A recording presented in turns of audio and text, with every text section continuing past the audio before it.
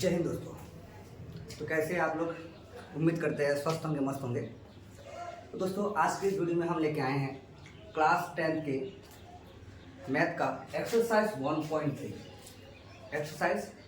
अगर आप भी 2027 में बिहार बोर्ड का मैट्रिक का एग्ज़ाम देने वाले हैं तो आज का क्लास आपके लिए बहुत ही इम्पोर्टेंट है। आज के इस क्लास से एक क्वेश्चन आपके एग्ज़ाम में 100% पूछा जा सकता है। तो ज़्यादा टाइम वेस्ट ना करते हुए हम लोग वीडियो को शुरू करते हैं और देखते हैं पहला क्वेश्चन क्या है। बिहार बोर्ड के क्लास 10 का 1.3 पहला क्वेश्चन है आपको कि सिद्ध कीजिए कि √5 एक अपरिमेय संख्या है। सिद्ध करने के लिए कहा गया है कि √5 एक अपरिमेय संख्या है। तो दोस्तों इस बात को सिद्ध करने के लिए कि √5 एक अपरिमेय संख्या है, पहले हमें यह समझना ज़रूरी है कि परिमेय संख्या और अपरिमेय संख्या होता क्या है। ये जो यहाँ पर कहा गया है कि अपरिमेय संख्या, पहले हम ये समझते हैं कि अपरिमेय संख्या कहते किसे हैं। तो देखिए दोस्तों, दो बातें होती है। एक होता है परिमेय संख्या, परिमेय, और एक होता है अपरिमेय, अपरिमेय संख्या। दोस्तों पहले इसको समझिए कि परिमेय और अपरिमेय कहते किसे हैं। दोस्तों यहाँ पर जो बात हम करते हैं पहले परिमेय संख्या की, तो ऐसी संख्याएं जिन्हें हम P/Q के रूप में लिख सके, ऐसी संख्याएं जिसे हम P/Q के रूप में लिख सकते हैं उन्हें हम परिमेय संख्या कहते हैं। और ऐसी संख्याएं जिन्हें हम P/Q के रूप में नहीं लिख सकते, जिन्हें हम P/Q के रूप में नहीं लिख सकते, उन्हें हम कहेंगे अपरिमेय संख्याएं। तो एग्जाम्पल के तौर पर अगर हम समझें, जैसे कि मान लीजिए यहाँ पर हम लिख रहे हैं 5/2, ये P/Q के रूप में है, तो इसे हम कहेंगे परिमेय संख्या। और जैसे कुछ एग्जाम्पल इधर मान सकते हैं, जैसे √3, √5, इनको हम कहेंगे अपरिमेय संख्या। क्वेश्चन को सॉल्व करते हैं। देखिए हम लोग चले आते हैं क्वेश्चन पे। क्वेश्चन में क्या कहा गया है कि सिद्ध कीजिए कि √5 एक अपरिमेय संख्या है। अपरिमेय संख्या हमें प्रूफ करना है। इतना तो हमें पता है कि √5 एक अपरिमेय संख्या है। हम बताएं कि रूट वाले वैल्यू जो होते हैं जिनका वर्गमूल नहीं निकलता है उन्हें हम अपरिमेय संख्या कह सकते हैं। लेकिन यहाँ पर बात यह कही गई है कि सिद्ध कीजिए, प्रूफ कीजिए इस बात को। तो इसको सिद्ध करने के लिए हम इस क्वेश्चन को सॉल्यूशन करते हैं। इसको सिद्ध करने के लिए हम एक इसके विपरीत तरीके को अपनाएंगे। यानी यहाँ पर जो बात कही गई है कि सिद्ध कीजिए कि √5 एक अपरिमेय संख्या है, हम इसके विपरीत चलेंगे। हम क्या करते हैं, मान लेते हैं, माना कि √5 एक परिमेय संख्या है, परिमेय संख्या है। हम थोड़ी देर के लिए इस बात को थोड़ा विपरीत तरीके से मान लिए कि यहाँ पर कहा गया कि √5 एक अपरिमेय संख्या है, हम इसे मान लिए कि ये एक परिमेय संख्या है। अब अगर ये चीज़, अगर √5 अगर एक परिमेय संख्या है तो हम ये भी कह सकते हैं, माना कि √5 अगर ये परिमेय संख्या है तो इसे हम P/Q कह सकते हैं, P/Q के बराबर कह सकते हैं। क्योंकि अभी हमने कहा कि ऐसी संख्याएं जिन्हें हम P/Q के रूप में लिख सकते हैं उन्हें हम क्या कहते हैं, परिमेय संख्या। तो अभी यहाँ अगर हम √5 को परिमेय संख्या माने हैं तो हम इसको P/Q के बराबर कह सकते हैं। अब यहाँ पर एक बात है, जहाँ P और Q क्या है, जो तो यहाँ पर देखेंगे जहाँ P तथा Q पूर्णांक है, कोई पूर्णांक है, एवं उनके बीच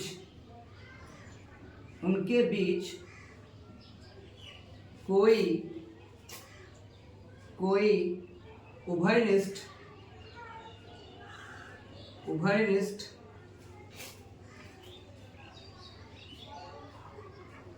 गुणनखंड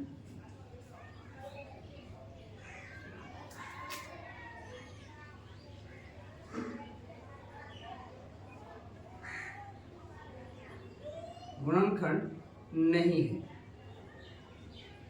थोड़ी देर के लिए हम इस बात को मान लिए कि P और Q क्या है, तो P और Q कोई पूर्णांक संख्या है और इनके बीच में कोई उभयनिष्ठ गुणनखंड नहीं है।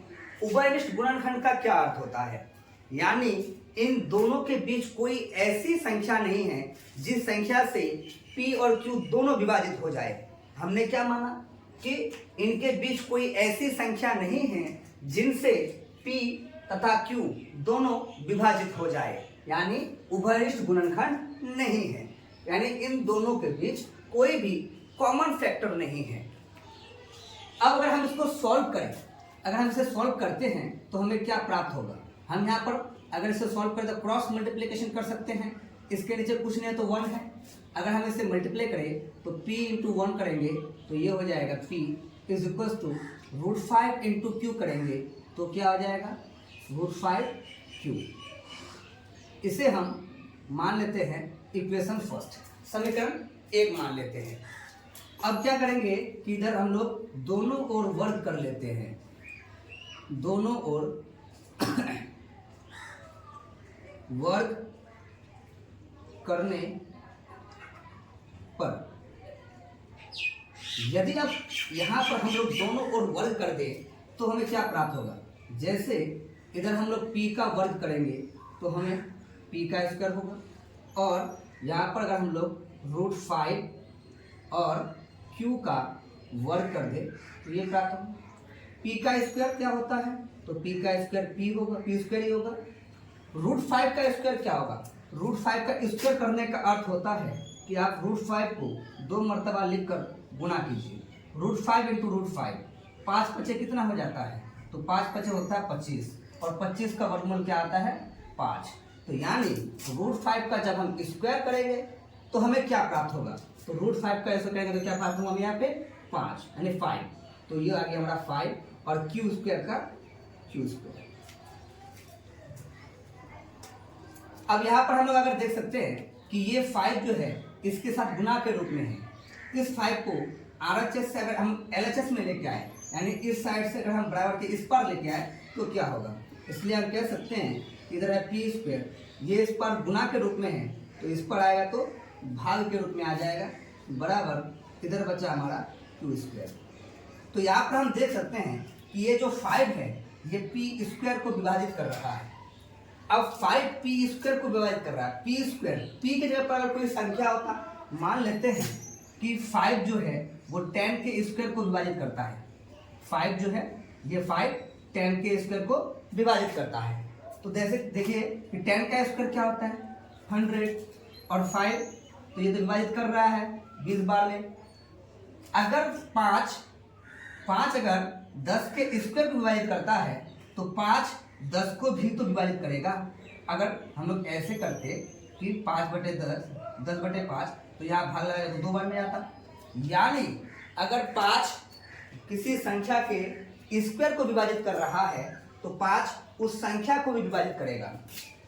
सेम बात यहाँ पर कही गई है कि 5 P स्क्वायर को विभाजित कर रहा है, तो हम यहाँ पर लिखेंगे चूंकि 5 P स्क्वायर को विभाजित करता है, विभाजित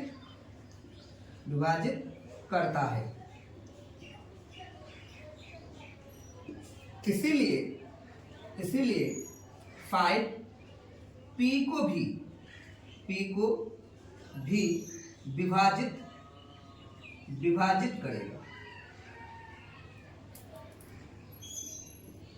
विभाजित करेगा, यानी हमें यहाँ पर एक बात मिल गया कि P का जो गुणनखंड है वो 5 है। क्योंकि 5 P को विभाजित कर रहा है तो P का गुणनखंड क्या हो गया 5 हो गया। अब हम यहाँ पर आगे देखते हैं, हम क्या कर रहे हैं, माना कि P बराबर 5m मान लेते हैं। P का वैल्यू कितना है 5m है। अगर हम p का वैल्यू 5m मान लेते हैं और इस वैल्यू को समीकरण 1 में रखते हैं तो देखते हैं क्या होता है। p का मान समीकरण 1 में रखने पर इस p के मान को अगर हम इस समीकरण 1 में रखेंगे p के जगह पर तो क्या प्राप्त होगा हमें। समीकरण 1 क्या है, समीकरण 1 है p बराबर √5 इंटू क्यू। ये है हमारा समीकरण 1। तो यहाँ पर p के जगह पर अगर हम लोग इस वैल्यू को रख लें तो क्या होगा, तो p के जगह पर क्या हो जाएगा 5m बराबर इधर हो गया √5q। फिर यहाँ पर हम दोनों ओर वर्ग करते हैं, दोनों ओर वर्ग करने पर अगर हम दोनों ओर वर्ग करें तो हमें क्या प्राप्त होगा। तो यहाँ पर कह सकते हैं कि ये 5m का स्क्वायर हो जाएगा और इधर हो जाएगा √5q का स्क्वायर। यहाँ से स्क्वायर कर लेते हैं, 5 का स्क्वायर कितना हो जाता है 25 और m का स्क्वायर m² बराबर √5 का भी थोड़ी देर पहले बताए थे। √5 का स्क्वायर क्या होता है 5, √5 का स्क्वायर हो जाएगा 5 और ये q² का q²। ये 5 यहाँ से छूटेगा तो यहाँ नीचे आके भाग लगेगा, यानी हम डायरेक्ट कह सकते हैं इस तरह से कि 5 × 5 5 × 5 = 25, इसको भाग कर लेगा। यानी अब यहाँ पर क्या बचा 5m² बराबर इधर क्या बचा तो q²। ये 5 यहाँ से छूट के अब नीचे आएगा, यानी m² बराबर हमारे पास क्या बचा q² और बटे में 5। तो दोस्तों यहाँ पर देख सकते हैं कि ये 5 अब क्या कर रहा है यहाँ पे, तो ये 5 q² को विभाजित करता है। और अभी हम थोड़ी देर पहले आपको प्रूफ करके बताए अगर 5 किसी संख्या के स्क्वायर को विभाजित कर रहा है तो 5 उस संख्या को भी विभाजित करेगा। तो यहाँ पर 5 q² को विभाजित कर रहा है तो इसका अर्थ ये है कि 5 q को भी विभाजित करेगा। यानी हम कह सकते हैं, हम ये बात कह सकते हैं चूंकि 5 q² को विभाजित करता है, q² को विभाजित करता है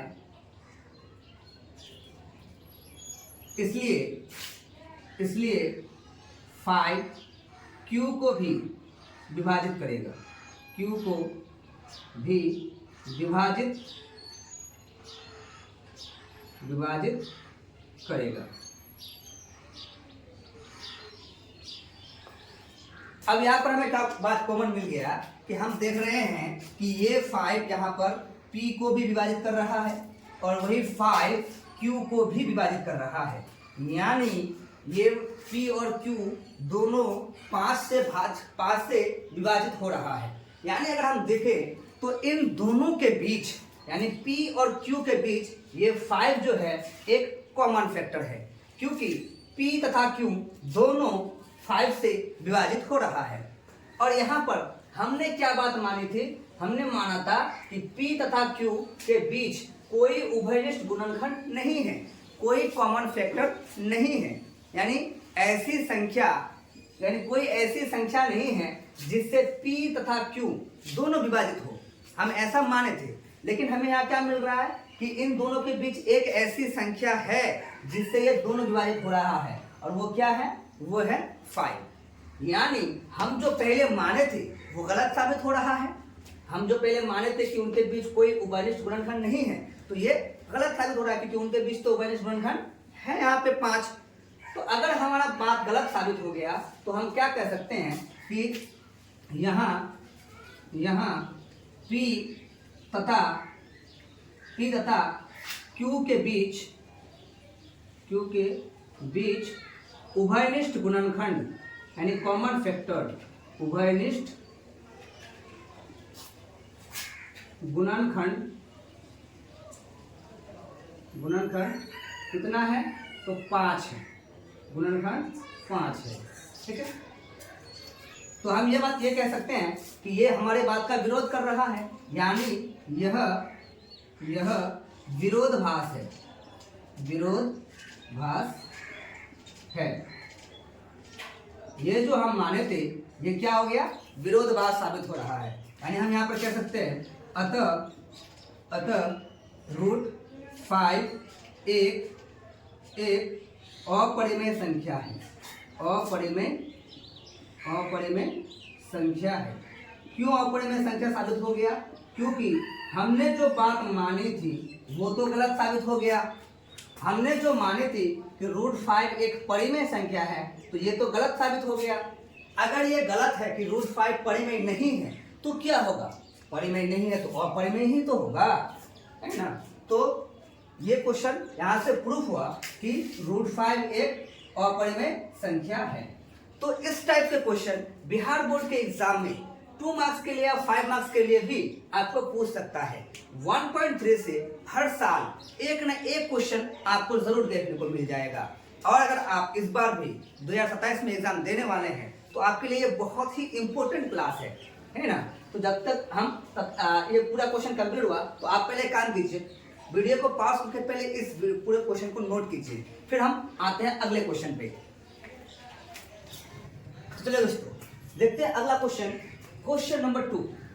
क्वेश्चन नंबर 2 में कहा गया है कि सिद्ध कीजिए कि 3 + 2√5 एक अपरिमेय संख्या है। देख सकते हो दोस्तों, यहाँ पर एक संख्या दी गई है 3 + 2√5 और कहा गया है कि इसे प्रूफ कीजिए कि ये एक अपरिमेय संख्या है। इस बात को हमें प्रूफ करना है।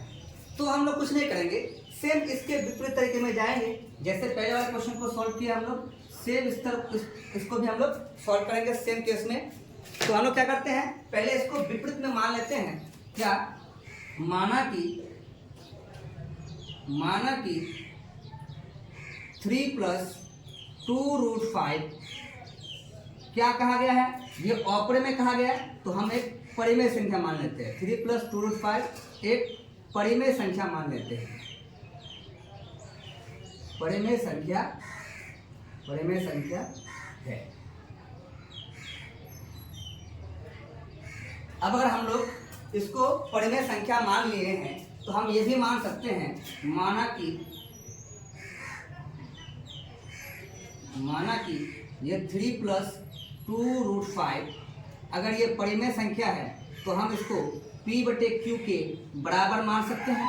क्योंकि फर्स्ट क्वेश्चन में ही हमने आपको बताया कि अगर कोई संख्या परिमेय है तो हम उसे P/Q के रूप में लिख सकते हैं। यानी ऐसी संख्या जिन्हें हम P/Q के रूप में लिख सकते हैं उन्हें हम परिमेय संख्या कहते हैं। अब अगर यहाँ पर हम इसको परिमेय मान चुके हैं तो इसको हम P/Q के बराबर में लिख सकते हैं। और यहाँ पर ये P और Q क्या है, तो जहाँ P तथा Q पूर्णांक है, P और Q क्या है, पूर्णांक है। हमने इसको परिमेय संख्या माना और 3 + 2√5 को हमने P/Q के बराबर माना। इसको अगर हम लोग सॉल्व करें तो ये इस प्रकार आ जाएगा, क्योंकि यहाँ पर आगे बढ़े तो यानी 3 + 2√5 बराबर इधर है P/Q। अगर देखें कि ये 3 जो है, ये 3 हमारे पास इस पार प्लस में है, अगर हम इसको बराबर के उस पार करें तो ये क्या साबित हो गया है, ये हमको मिल जाएगा 2√5 बराबर इधर है P/Q। ये इधर +3 है, इधर आके क्या हो जाएगा, -3। क्या हो जाएगा, -3। और भी अगर हम लोग आगे सॉल्व करें तो इधर हो जाएगा √5 बराबर, इसको हम लोग क्रॉस मल्टीप्लाई करके सॉल्व कर सकते हैं। इसके नीचे कुछ नहीं है तो 1 है। अगर हम लोग इसको क्रॉस मल्टीप्लाई सॉल्व करें तो P × 1 P हो जाएगा, -3 × Q 3Q हो जाएगा, और बटे में पहले से Q है और ये जो 2 यहाँ से छूटेगा, यहाँ से छूट के यहाँ पर गुना के रूप में है, इधर आएगा तो ये आ जाएगा भाग के रूप में। तो हमें यहाँ पर ये वैल्यू मिल गया। अब आप देख सकते हैं हमें दो पक्ष में, यानी बाया पक्ष में √5 है और दाया पक्ष में हम देख सकते हैं कि p माइनस 3q बटे 2q है। यहाँ पर दो संख्या मिली हैं, जबकि हम लोग यहाँ पर क्या माने हैं, चूंकि p तथा q क्या है, हम लोग पहले ही बोले कि ये पूर्णांक है, p तथा q पूर्णांक है और 2 एवं 3 भी पूर्णांक है, 3 भी पूर्णांक है। यानी ये पूरी संख्या क्या है, ये भी पूर्णांक है, ये सब भी पूर्णांक है। यानी p और q तो पूर्णांक है ही, उसके साथ साथ 2 और 3 भी पूर्णांक है, ये भी एक पूर्ण संख्या है। तो अगर पूर्णांक है तो हम क्या कह सकते हैं, तो ये पूर्णांक है तो p और q अगर परिमेय है तो ये 3/2 ये भी परिमेय संख्या होगा। यानी हम कह सकते हैं इसलिए p माइनस 3q बटे में क्या है 2q क्या है, तो एक परिमेय संख्या साबित हो रहा है। ये तो परिमेय संख्या हो गया, परिमेय संख्या है। अब अगर बात ये है कि ये अगर परिमेय है और अगर आप इधर दे सकते हैं कि ये √5 है, तो अभी थोड़ी देर पहले क्वेश्चन नंबर 1 में हमने इस बात को प्रूफ किया कि √5 एक अपरिमेय संख्या है। लेकिन यहाँ पर हमें क्या मिल रहा है कि ये तो अपरिमेय है लेकिन ये परिमेय है। अब यहाँ पर देख सकते हैं कि एक अपरिमेय संख्या कभी भी परिमेय संख्या के बराबर नहीं हो सकता, और यहाँ पर आ रहा है कि अपरिमेय संख्या परिमेय संख्या के बराबर हो गया है। यानी ये क्या हो गया, विरोधाभास हो गया। यानी कभी भी एक अपरिमेय संख्या परिमेय संख्या के बराबर नहीं हो सकता। अगर परिमेय संख्या के बराबर नहीं होता तो ये तो विरोधाभास हो गया, साबित हो रहा है। अगर ये विरोधाभास साबित हो रहा है तो ऐसा क्यों हुआ, ऐसा इसलिए हुआ क्योंकि हमने इसे अपरिमेय होते हुए हमने इसे परिमेय मान लिया था। तो हमारी गलत कल्पना की वजह से ऐसा हुआ। तो हम यहाँ पर कह सकते हैं कि यह विरोधाभास है, विरोधाभास है। क्या है, विरोधाभास है। यानी यहाँ पर अपरिमेय संख्या परिमेय के बराबर नहीं हो सकता, यह विरोधाभास है। ऐसा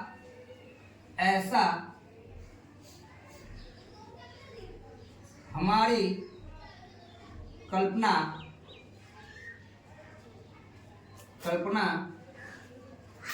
के कारण हुआ कि 3 + 2√5 एक परिमेय संख्या है, परिमेय संख्या है। यानी हमने जो कल्पना की थी कि 3 + 2√5 एक परिमेय संख्या है, इसकी वजह से यहाँ पर विरोधाभास उत्पन्न हो रहा है। ये संख्या आपको परिमेय दिख रहा है और ये अपरिमेय, और कभी भी अपरिमेय संख्या परिमेय संख्या के बराबर नहीं हो सकता। ठीक है, इसलिए हम कहेंगे अतः 3 + 2√5